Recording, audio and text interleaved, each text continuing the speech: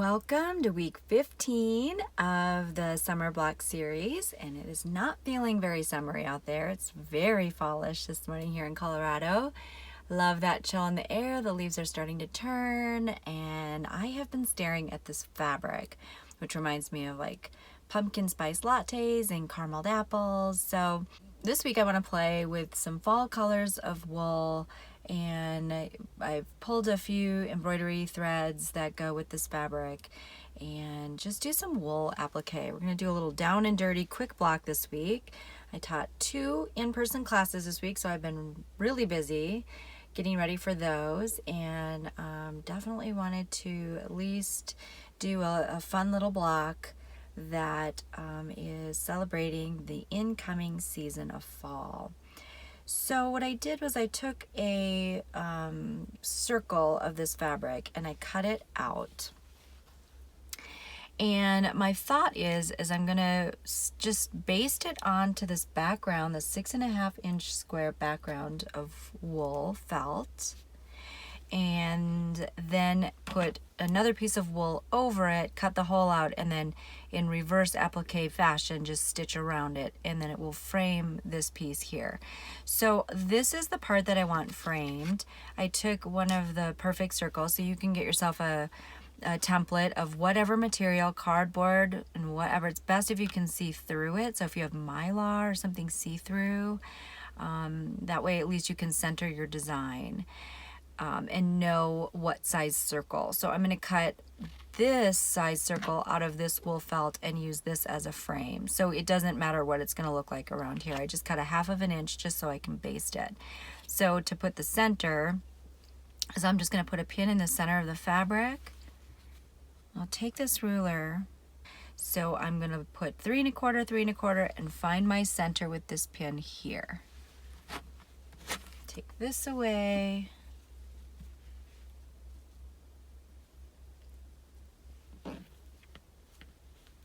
And then just pin this down and baste it on. So with just a single thread and a sewing needle, make a little quilter's knot.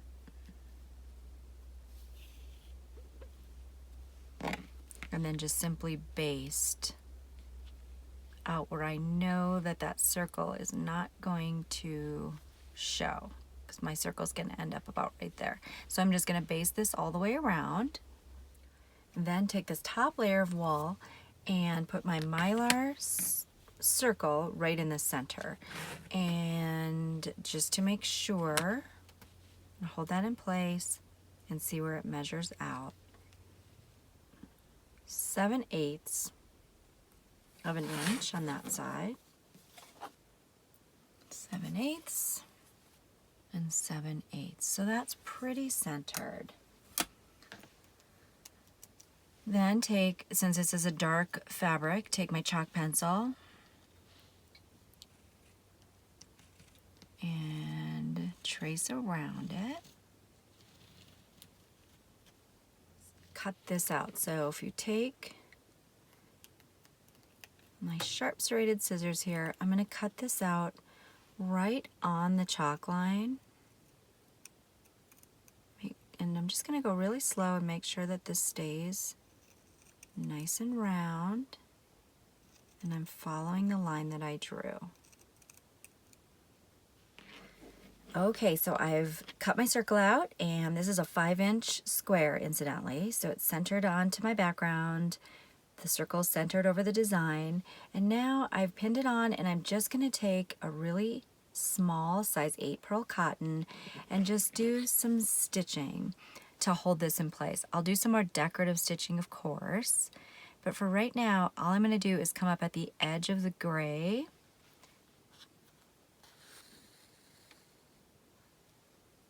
and come right back down. So making sure that my needle is perpendicular from that edge, because we're going to go in a circle, so you want to make sure all your stitches stick out.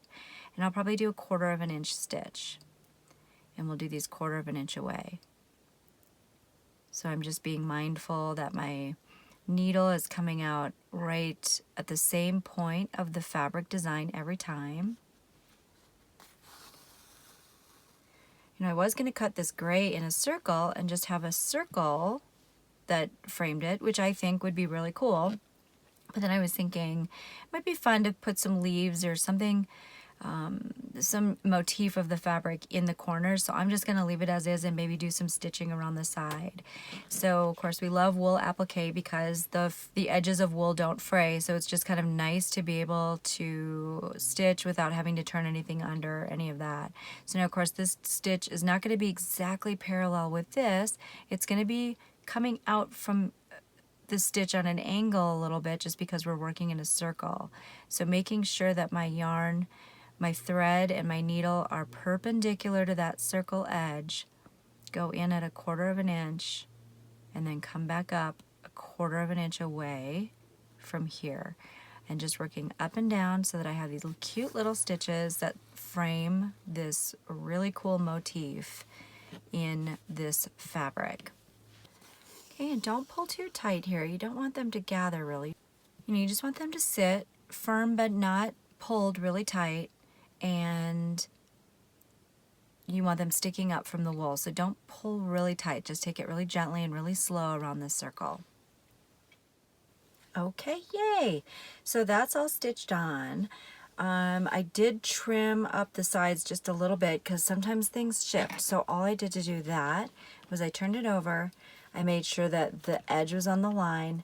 I flipped this up, and then I just placed my straight edge ruler here just to trim it up, making sure like my marks were all the same, just to square the inner square up. But I do want to do something on the corners because I know I want to have like this leaf I cut from the fabric.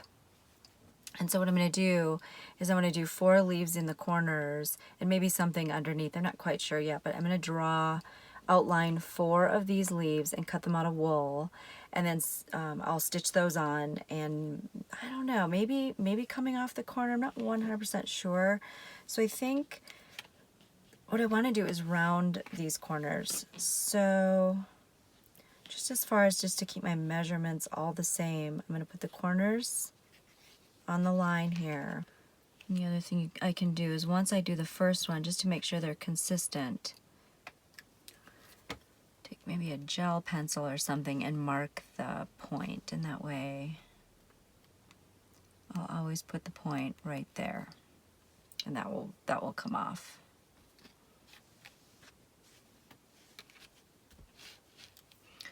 Okay, so if I take my little mark, put it on the point, just eye it up and make sure I'm the same on the sides. Looks like I'm a little off there. Spin it.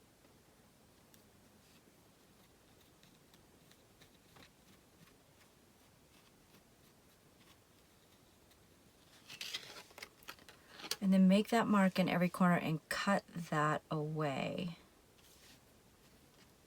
And then again here, I'm going to take a Frixion, outline this 4 times in this color, and figure out what to do. And this is going to be kind of mandala-esque, isn't it?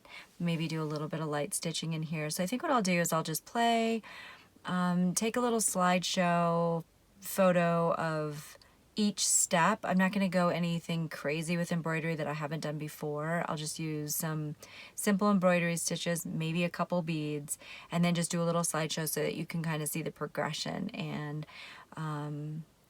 we'll see what this is going to look like and what it's going to turn out to be. I'm not sure, just playing around as always.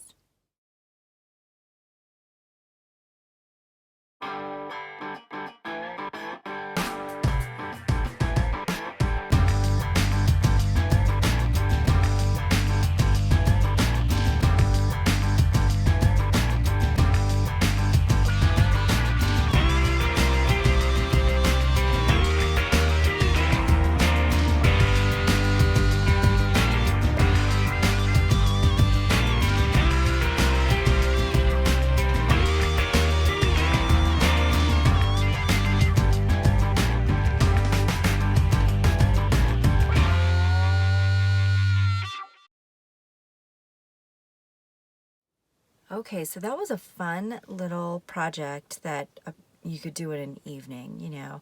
And so to frame this block, what I'm going to do is I took the same fabric and cut a 7.5 inch piece. and I have pressed down the 1/4 inch sides. So this is how you would take a backing and then just fold it over the edges to frame an art piece. So once you have your 1/4 inch folded down, you put the edge pretty centered here, fold it over the piece, and then stitch it down. I'm going to start stitching on that side, so I'm going to just pin this in place. Regular sewing thread, regular needle. And then right at the edge, just applique this in place. And then just be careful not to go all the way to the back, because this is going to serve as our cover for all the stitching and all the mess we have on the back of this felt.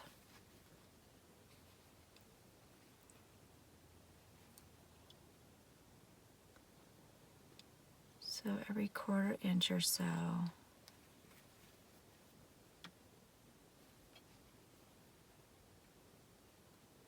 Just stitch that down to place all the way to the edge here, and then I'll show you the secret of folding this down so you get those nice little slanted mitered corners there. Okay, and so then once you reach the edge, I just left about a 1/4 inch space here. So before you turn the second side under here, what you're going to do is, once you're sewn, keep the fold on the original side and fold it on the diagonal here like this, so that the edge meets the edge of the wool here. And I'm just going to finger press that down. Then take your 1/4 inch fold, then fold the whole piece,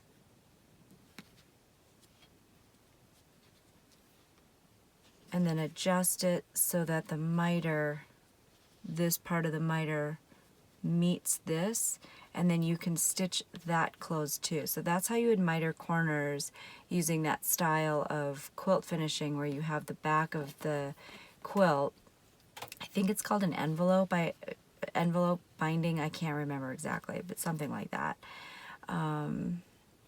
And yeah, so what I'm going to do then is I'll start stitching, since my thread is coming right out here, and just make sure that that fold happens. I'll take some more time and adjust it, but make sure that little point right there matches that. Then I can stitch here, come back in through the fabric, and then continue stitching all the way around.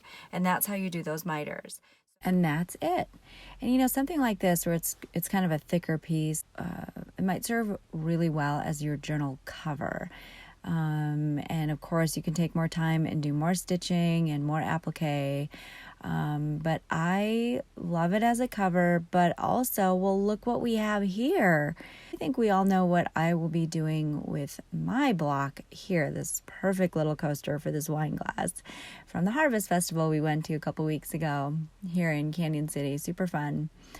So I also want to share some photos that have come through. Sarah, Mary, and Debbie have done it again. This is Sarah's piece. She said she was saving this fabric for her journal cover, but it was kind of screaming for these beads, which it's perfect. Her beadwork is so great, and I think it still would be an amazing journal cover. Then Mary had shared her block with us too, and this, I told her, it looked like a watercolor painting, and then your eye just goes straight to the center of these flowers with her beadwork, which is just beautiful. I love the extra long spokes and the poppy.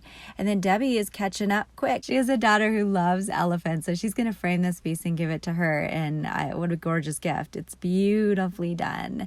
And then she did her mandala, and she didn't have paints, but she had color pencils, and this is so beautiful. Look at those little butterfly beads she put on this block. It's gorgeous. So you guys, thanks again so much for sharing your photos. You guys do incredible work. Next week, our last block of the series, I want to do some collage, maybe something to do with fall or Halloween, but probably just some fused fabric storytelling collage with some different fabrics. So I'm excited about that. Hope you guys have an awesome week, and we will see you next week for our 16th block of the 6-inch summer block series. Until then, take care. Bye-bye.